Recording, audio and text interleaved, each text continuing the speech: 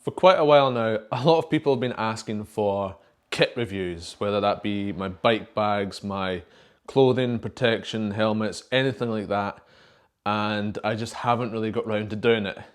Well, good news and bad news, the weather is horrendous outside, currently Storm Dennis, and I can't get out riding my bike. So I'm going to take this opportunity to finally make some kind of kit review.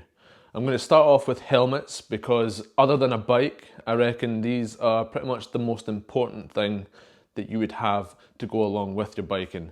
Protecting your head, goes without saying, is extremely important. So I've got 3 helmets at the moment and they each have their own time and place where I would want to use them. I think I have enough experience with these helmets and helmets in the past where I can give you a little insight as to what they're like and whether they're worth buying or not. So first up is my POC Tectal helmet. This is a enduro lid, an open face enduro lid, although arguably you could use it for cross country as well. To be honest, this is by far and away my favourite helmet that I own currently and the favourite helmet that I have ever owned before. Unfortunately, I can't always wear it because most of my videos are done filming from a chin cam and obviously I do not have a chin bar on this, so it's not possible. So I bought this helmet for £180. Now that is a hell of a lot of money for an open face helmet, but I did try it. I took a chance, I tried it on, and as soon as it sat on top of my head, that was it, I had to have it. The fit and comfort was, for my head anyway, was absolutely perfect. So for a helmet for £180, you would expect really good quality. And I'm pleased to say that largely it is extremely good quality. There's no rough edges, everything is got a nice finish to it, everything lines up, everything makes sense, and everything's got a satisfying feel to it. This is also a very, very light helmet. It comes in at 242 grams, or it does for my particular one anyway. So when you're wearing it, it's very, very light and you can quite easily forget that you're even wearing a helmet. So it does not detract from your day's riding in any way whatsoever, which ultimately is what we're after. Next up is ventilation, and this thing scores very, very good points on ventilation. When you look at it from the front, you can actually see all the way through above your head, which is fantastic. So you've got vents right at the leading edge, middle vents, and obviously exhaust vents at the back. And the air does flow through this very, very well. There's a difference between releasing heat from your head out and actually having an airflow. And this thing has proper airflow. So it's one of the best ventilated helmets that I have ever owned. Next up is comfort, and as I said before, as soon as this thing sat on top of my head, I was absolutely delighted with it.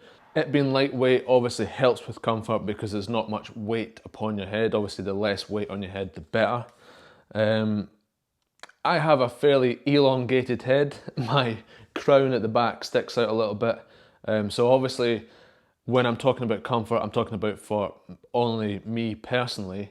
Everyone has different shapes heads and it might not fit you very well, but for me this is absolutely spot on. It fits like a glove. A good fitting glove at that. It also has the BOA system on the back and it's quite a wide cradle which doesn't pinch in any way. That's one of the problems that I've had with previous helmets, is it actually nips at one particular point, whereas this one spreads the weight, spreads the load across the back of your head. Now when it comes to safety, funnily enough, this might be where the POC might not score as well as some other helmets. It does not have MIPS. And also it does not have much in the way of cushioning. The pads that make contact with your head fit directly onto the foam of the helmet. And actually there's only about 30 millimeters of cushioning between you and the outside of the helmet. Now, push come to shove, in a serious crash, this probably won't offer you the same protection as some of the other helmets on the market. However, this is a controversial thing to say. For me, MIPS is not essential. I realise that it does take some of the rotational forces out of a crash, but in most cases, for me anyway, it's the impacts that I'm after cushioning. The rotation, if your helmet's going to move, it's going to move. It can only go so far anyway, so for me personally, MIPS isn't the be all and end all, and it does not bother me that this does not have MIPS. And I think the fact that it doesn't is also one of the reasons why it is comfortable, sits close to the head, and has better coverage. Better coverage as in it sits lower down on my head, so it covers more of the back of my head as well. I suppose the standout features of this is its lightweight, its breathability, and comfort combined into one. There is no particular one thing that makes this helmet exceptional. It just seems to be good on every single level. And at the moment, I cannot think of a con. Arguably, it doesn't have MIPS. So for some people that would be a con. For me, not a con. This is a fantastic helmet. Next up is the Enduro MT 500 full face helmet. This is obviously at the other end of the scale to my POC Tectal. So obviously the intended use for this helmet is more for when the trail gets a bit more full on, perhaps even a shuttle day or a bike park day where you're only going to be descending downhill. But what I will say is this is a lighter helmet than what you would generally use in those situations, and it can be used as an enduro lid and worn all day, to be honest, for reasons that we will get into later. But yeah, I think as far as permanent full face helmets go, this thing is quite a well-rounded machine and can suit many different varieties of riding. So the price comes in at about £180 again, same as the POC Tectal, but obviously this is for a full face helmet, and actually that's quite a reasonable price considering. Now this is also one of the lightest full face helmets you can get. Mine weighs in at about 690 grams, which is incredible when you consider the protection that it offers. So yeah, it is one of the lightest, and that is a big factor for a helmet. Now the build quality in this, I suppose ultimately is pretty good, but it's a very basic helmet, and as I say, it's really light, so there's a lot of things that could be tidied up, but they've obviously tried to leave it as the bare bones of a helmet. So a lot of the foam is quite exposed, and it's got a fairly cheap lacquer on it that peels away quite quickly. It doesn't really affect the performance of the helmet. It is a very marginal cosmetic issue, but the quality is not quite as good as that of the POC. The ventilation on this one is a funny one. At the front there are large ventilated holes that obviously let your face breathe really well. But the coiloid system, which we will go into in a minute, that is essentially like loads of straws put together, and whilst it lets your head radiate heat away, there isn't really much through ventilation, and that possibly could cause a problem. I haven't actually used this in proper full-on summer conditions, so I can't really say for sure if it is well ventilated or not. So far it's not been a problem, but I do foresee ventilation possibly being an issue when the temperatures get up. Comfort's a funny one. With it being lightweight, that does aid comfort, takes some strain off you. However, the cheek pads, for my head anyway, they don't fit too well. They're really tight up at the cheekbone, but then down more towards the jawline, it's not quite as tight. It's almost as if they needed to make a tapered cheek pad for it, but they haven't.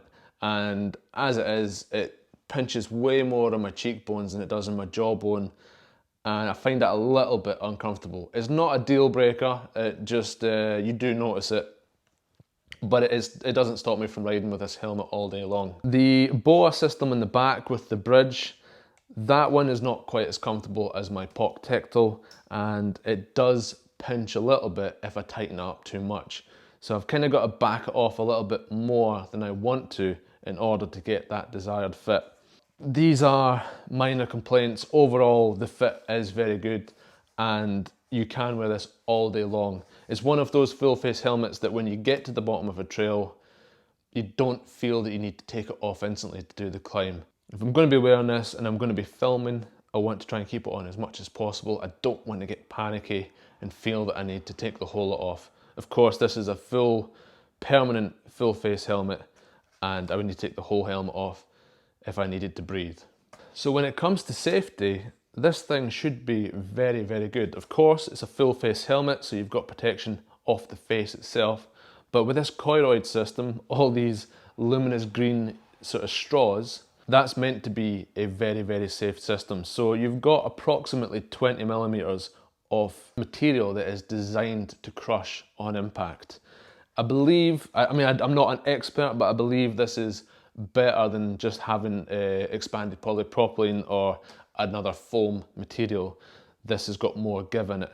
So worst comes to worst and you do have a big crash, this may very well be one of the better helmets to crash in. Possibly another negative is the visor isn't completely a breakaway mount. It seems to be fairly solidly on, and I believe that some of the more safety conscientious helmets do have a breakaway visor, or at least a flexible visor. This one is fairly solid. So does it have any standout features? I suppose that coiloid system is not used in many helmets, so that makes this reasonably unique. The other standout feature would be the lightweight.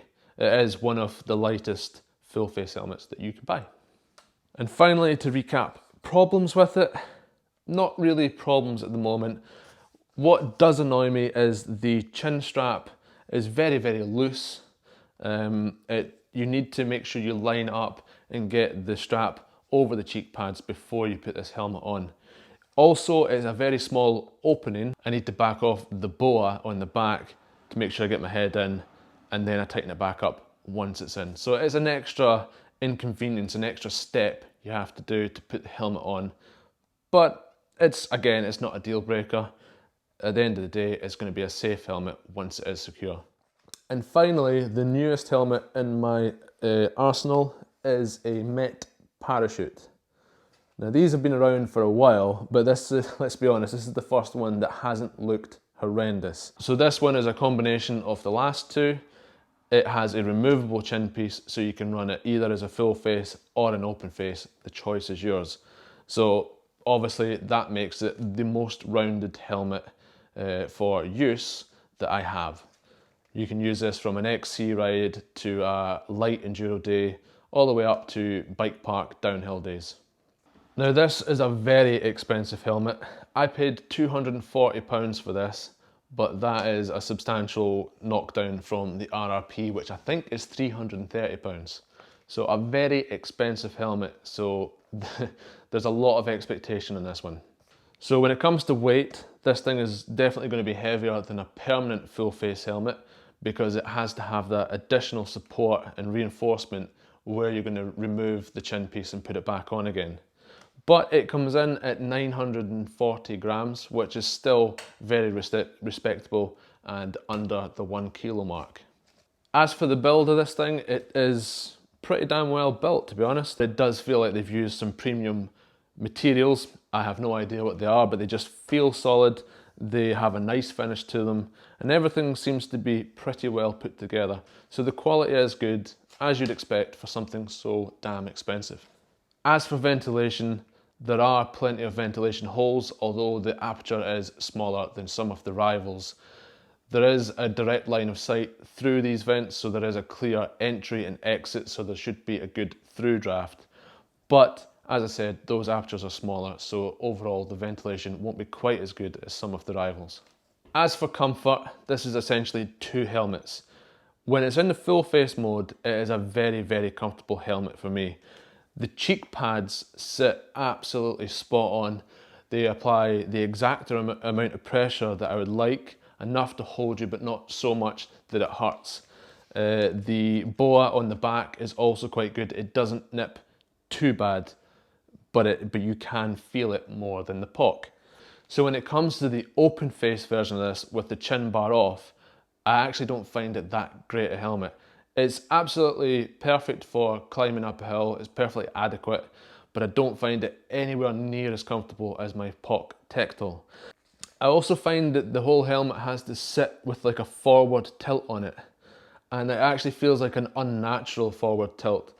When it's in full face mode, there is actually an illustration to show you that you should wear the chin bar quite low, quite near your chest.